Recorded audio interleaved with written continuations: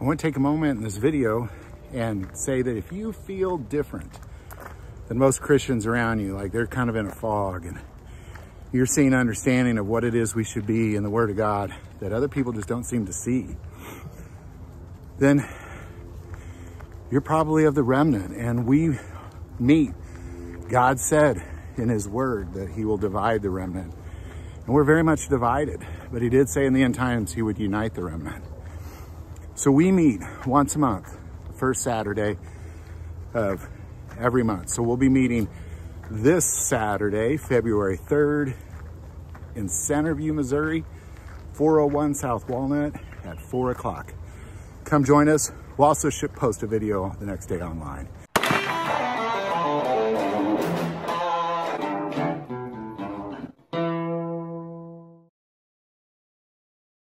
So I'm making my way to the cave to film Enoch. I'm on a rotor track, and it's always a little creepy coming here because, you know, there's the cave. But as you see, if a train comes, you're kind of pressed up against the wall. I'm always a little nervous going in here. What do you think, Banners? I gotta always crawl in here.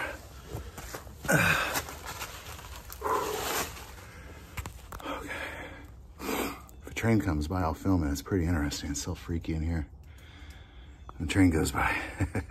Welcome to a series called the Book of Enoch, where we're going through the Book of Enoch, verse by verse, to get a better understanding of what it'll be like in the days of Noah.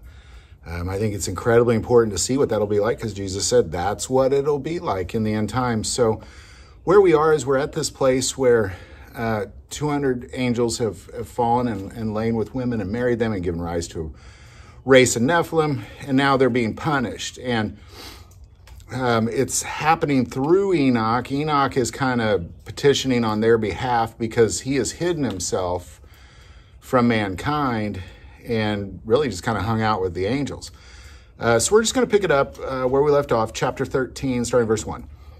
And Enoch went and said, Azazel, thou shalt have no peace. A severe sentence has gone forth against thee to put thee in bonds.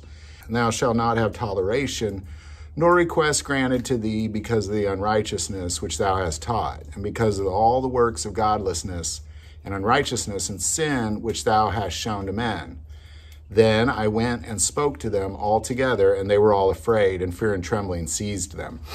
And that's where we left off last time, talking about how incredible it's like they're almost human-like, like they feel feelings, and they tremble when they're scared, and they sob when they're sad. Let's keep going. And they besought me to draw up a petition for them, that they might find forgiveness, and to read their petition in the presence of the Lord of heaven. For from thenceforward they could not speak with him, nor lift up their eyes to heaven for shame of their sins for which they had been condemned. Then I wrote out their petition and the prayers in regards to their spirits and their deeds individually, and in regard to their requests that they should have forgiveness and length of days. And I went off and sat down at the water of Dan in the land of Dan, to the south of the west of Hermon. I read their petition till I fell asleep. And behold, a dream came to me, and visions fell down upon me, and I saw visions of chastisement. A voice came bidding me, to tell it to the sons of heaven, and reprimand them.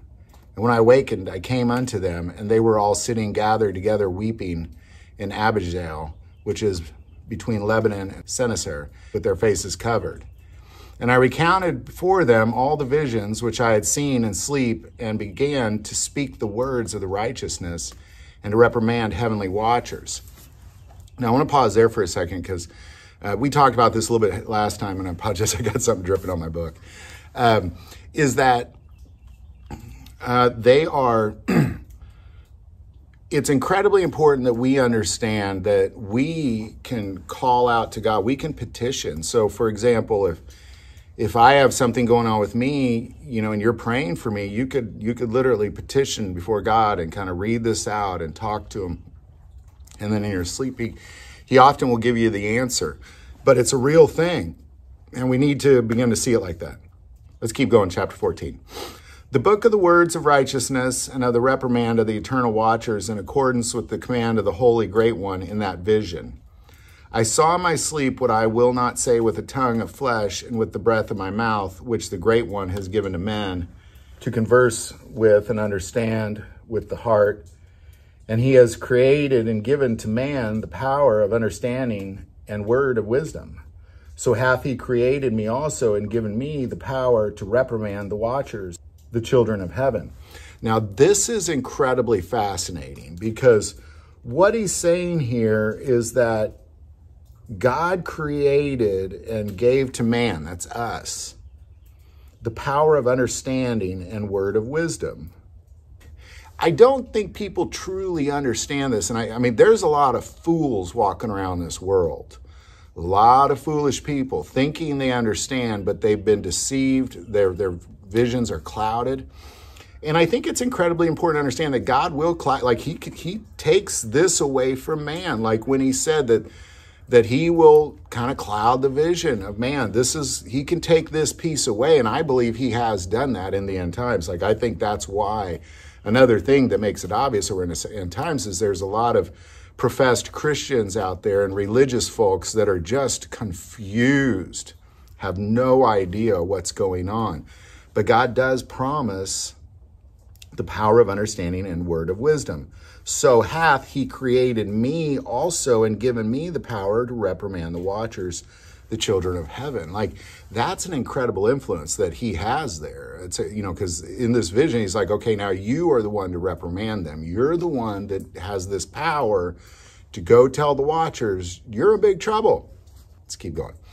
I wrote out your petition, and in my vision it appeared thus, that your petition will not be granted unto you throughout all the days of eternity, and that judgment has been finally passed upon you. Yea, your petition will not be granted unto you. And from henceforth you shall not ascend into heaven until all eternity, and in bond of the earth that decree has gone forth to bind you for all the days of the world. And that previously you shall have seen the destruction of your beloved sons, and you shall have no pleasure in them, but they shall fall before you by the sword, and your petition on their behalf shall not be granted, nor yet on your own, even though you weep and pray and speak all the words contained in the writing which I have written. All right, this is kind of brutal if you think about it. And I think it's important because God does not change. God he's an unchanging God. He's the same then as he is now. Nothing changes. So it's important that we understand, and we've talked about this in the past, that your actions definitely are reflected on your offspring. Your ungodly actions and the ungodly things you teach your children, they then receive that punishment. So as you get punished for your unrighteousness, they're obviously going to get punished for their unrighteousness.